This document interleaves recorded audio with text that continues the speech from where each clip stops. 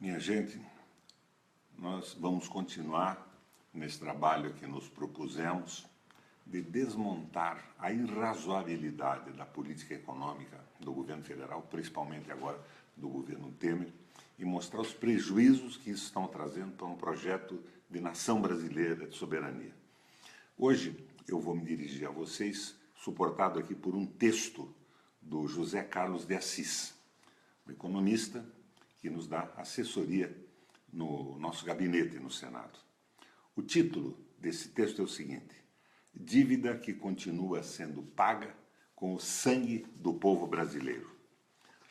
E ele inicia uma explicação da qual eu me aproprio, que me parece bastante didática, com o seguinte: no tempo em que se preparava para assumir a presidência da República em 85, Tancredo Neves costumava dizer que não pagaria a dívida externa, o grande problema econômico da época, com o sangue do povo. Pois foi justamente com o sangue do povo, na forma de uma taxa de desemprego sem precedentes, que a dívida externa foi sendo paga ao longo dos anos de 80 até 2002. Para a grande alegria da banca internacional. O fato é que nos dois mandatos do príncipe dos sociólogos, o Fernando Henrique Cardoso, a taxa de desemprego no Brasil chegou quase a 14%. E a inflação, que aparentemente tinha sido batida, alcançou também a taxa dos 14%. Isso é para a gente não perder a perspectiva da memória do que aconteceu no Brasil.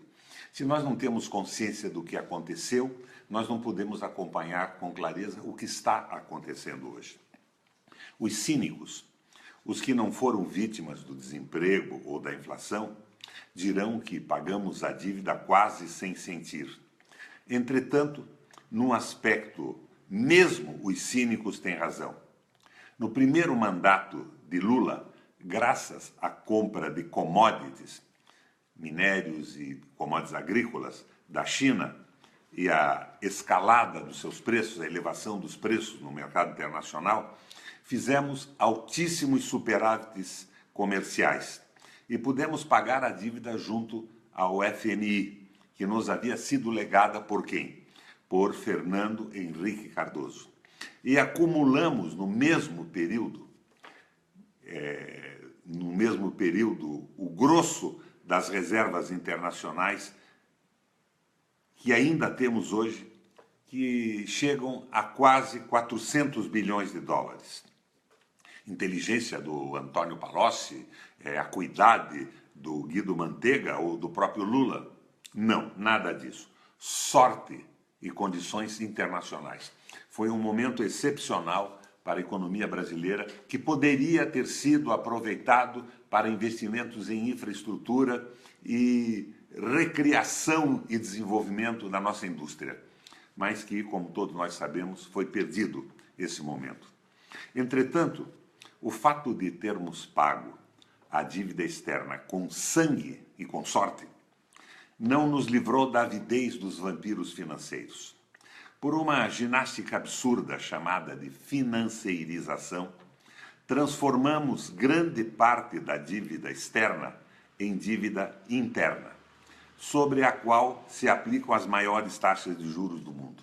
Em determinado momento, não valia mais a pena essa dívida estar contida em dólares, porque a remuneração estava muito baixa no mundo, mas aqui, com o Copom e o Banco Central na mão dos banqueiros e dos rentistas, a coisa estourava. Então, a dívida se transformou em dívida interna.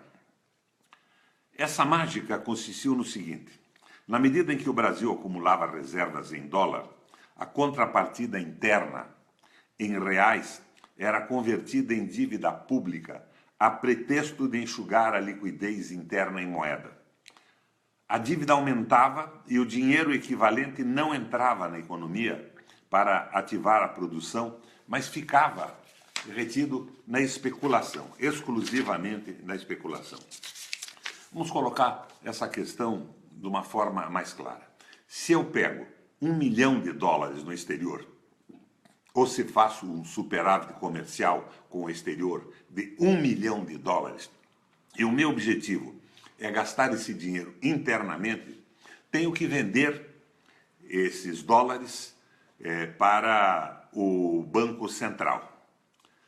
Entrego esse dinheiro para poder investir ou especular. O Banco Central, por sua vez, avaliando o mercado, pode acomodar esse aumento de dinheiro na economia como normal para o financiamento da circulação ou pode considerar inflacionário. Se o Banco Central achar que é inflacionário, lança títulos públicos no mercado para enxugar a liquidez.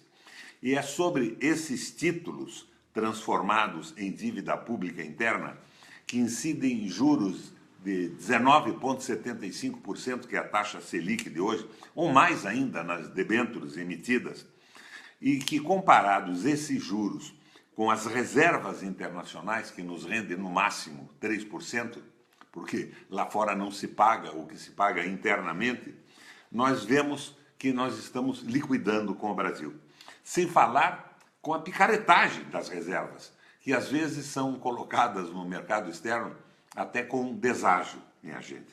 Então, nós estamos vendo aqui, internamente, juros absurdos que, de certa forma, inviabilizam a aplicação produtiva no desenvolvimento e nas indústrias. Mas lá fora o nosso dinheiro é aplicado, por exemplo, em letras do Tesouro americano, que não remuneram um quinto, um sexto do valor com que nós, no Brasil, estamos remunerando os investimentos que fazemos lá fora. Ou eles estão remunerando os investimentos que fazem lá fora.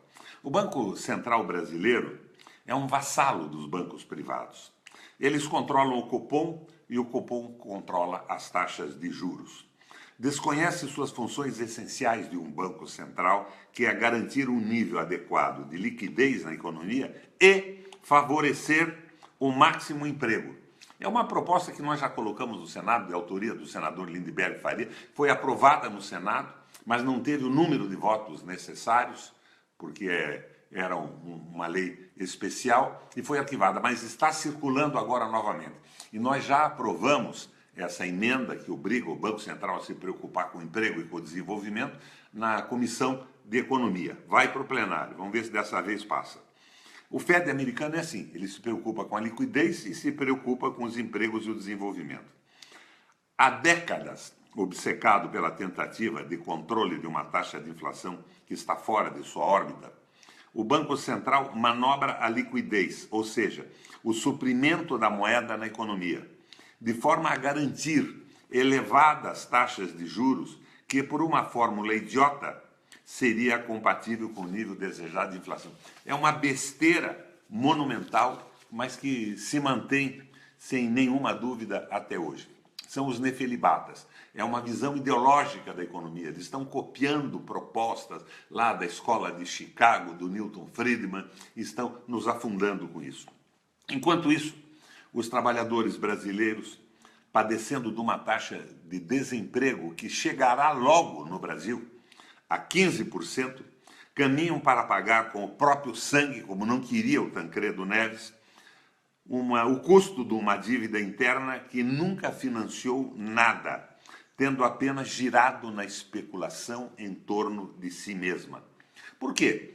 Vale muito mais a pena, nesse sistema de financiarização, aplicar numa letra do Tesouro, aplicar no mercado, do que aplicar numa empresa, gerando empregos, produzindo bens e correndo o risco que a nossa economia corre por um Banco Central completamente desencontrado e uma política suicida.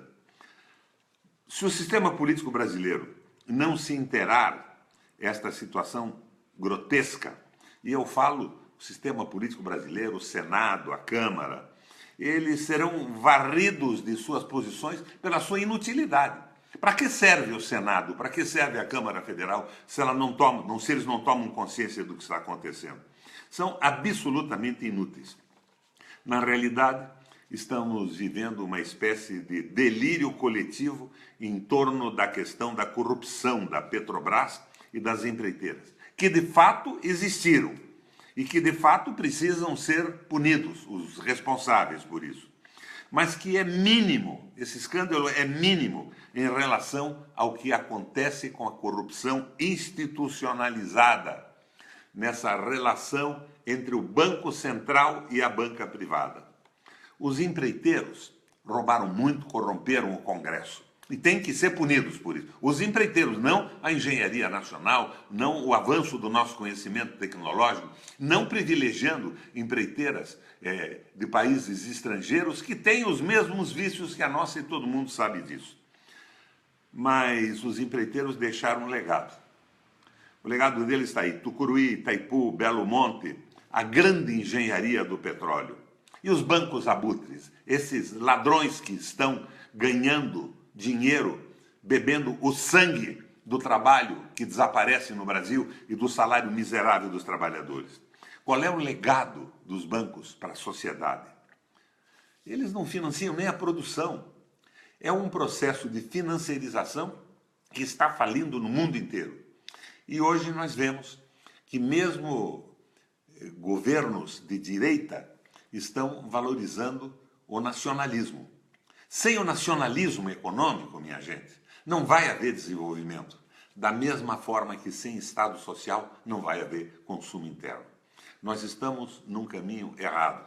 E eu e o Assis, que me assessora nessas questões econômicas, vamos voltar, talvez amanhã ou depois da manhã, conforme a nossa possibilidade de tempo e a frequência que tenha o Face Live, vamos voltar a conversar com vocês.